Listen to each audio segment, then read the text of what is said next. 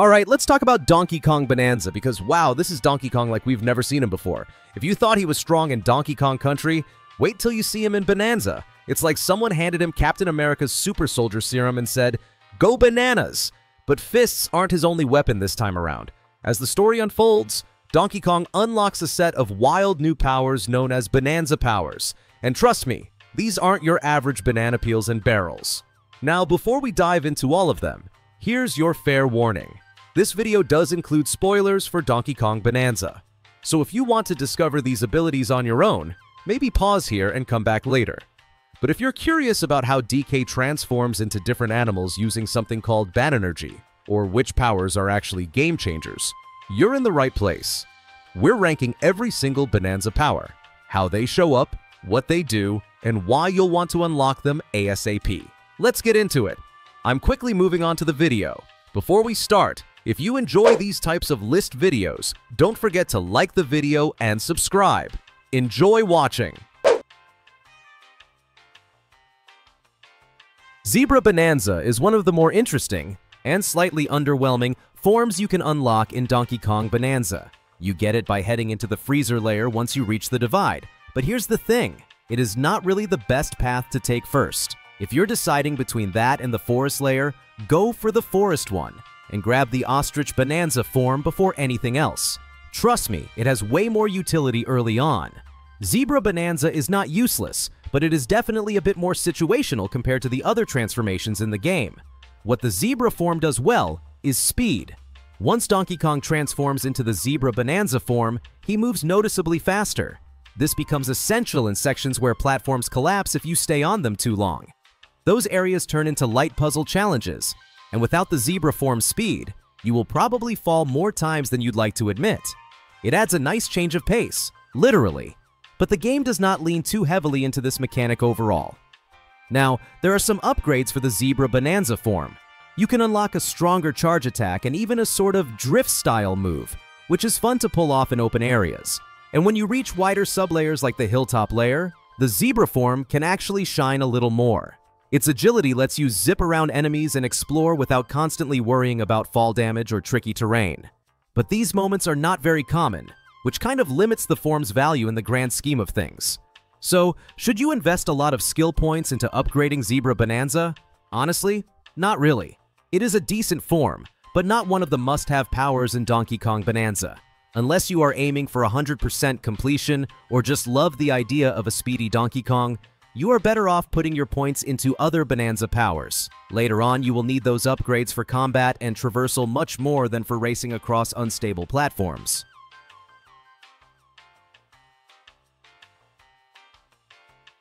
Snake Bananza is the final transformation you unlock in Donkey Kong Bananza.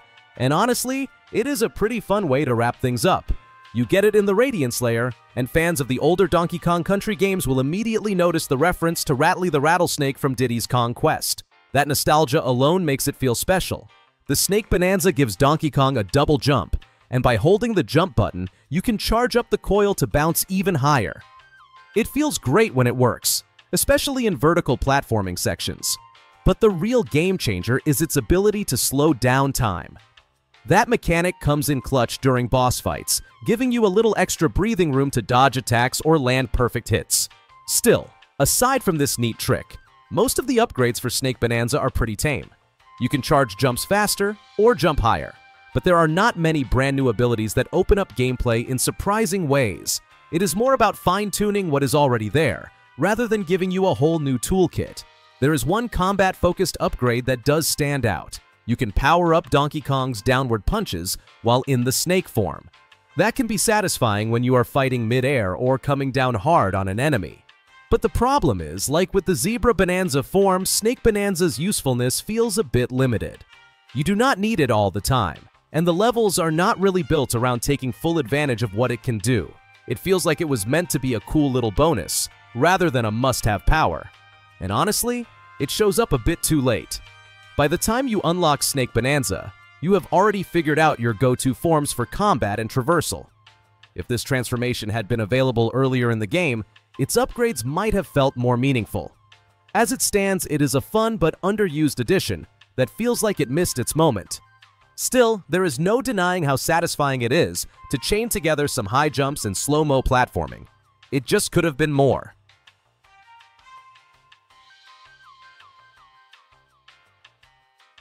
Ostrich Bananza is one of the first really exciting transformations you get in Donkey Kong Bananza, and it completely shifts how you explore the game.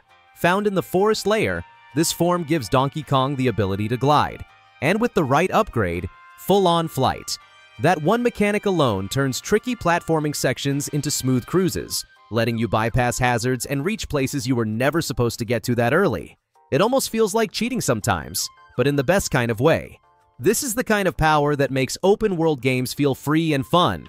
The upgrades for the Ostrich Bananza form mostly focus on flight, increasing glide time, flight height, and maneuverability. They are all great quality-of-life additions that make exploration easier.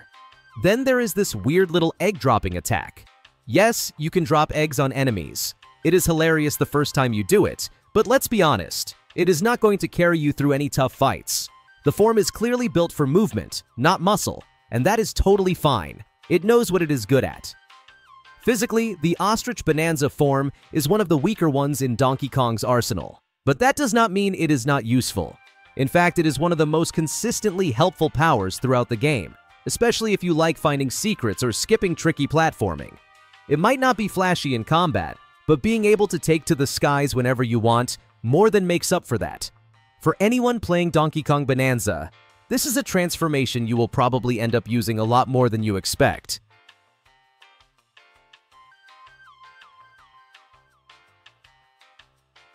The Elephant Bananza form is pure chaos in the best possible way. Found in the Tempest layer, this transformation turns Donkey Kong into a walking wrecking crew.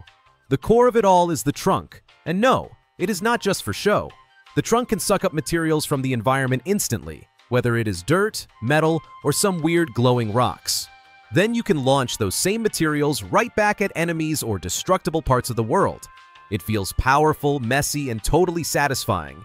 There is something incredibly fun about using explosive materials like gold or those unstable purple rocks to wipe out enemies in a single shot. It is not always the most precise form, but the chaos is part of the charm. Most of the Elephant Bananza upgrades focus on boosting suction power, longer range, faster material grab speed, and stronger projectiles. It is the kind of form that rewards experimentation. Want to launch a rock at a platform and see what happens? Go for it. It often pays off in surprising ways. The only catch? This thing is slow, like noticeably slow.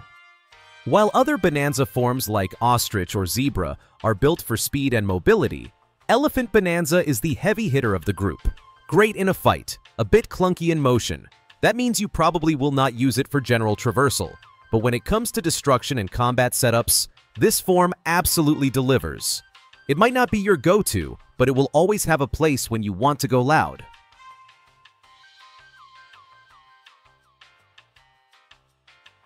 Kong Bananza is the very first transformation you get in Donkey Kong Bananza, and while it might not seem flashy at first, it is easily one of the most essential forms in the entire game. This is the form that finally frees Pauline from her odd rock form, kicking the real adventure into gear. Unlike some of the more gimmicky powers, Kong Bananza is all about raw power. It may not let you fly or slow down time, but when it comes to smashing through the toughest rock layers, nothing else comes close. In a game that thrives on environmental destruction, the Kong Bananza form is your ticket to mayhem. Once you unlock it, backtracking becomes way more exciting because now you can punch through previously unbreakable walls and uncover hidden treasures. It turns exploration into something much more satisfying. The upgrades are pretty straightforward. Bigger punches, stronger area attacks, better durability, but honestly, that is all it needs. The form is built to crush, and it does that very well. There is even an armor upgrade that turns Donkey Kong into a literal tank. You can feel the weight of the character shift as you absorb hits and dish out even more destruction. It is perfect for boss fights, where brute force is more effective than fancy tricks. Kong Bananza might not have the style of the other forms, but it brings the substance. If you want to keep things simple, powerful, and loud, this is your form.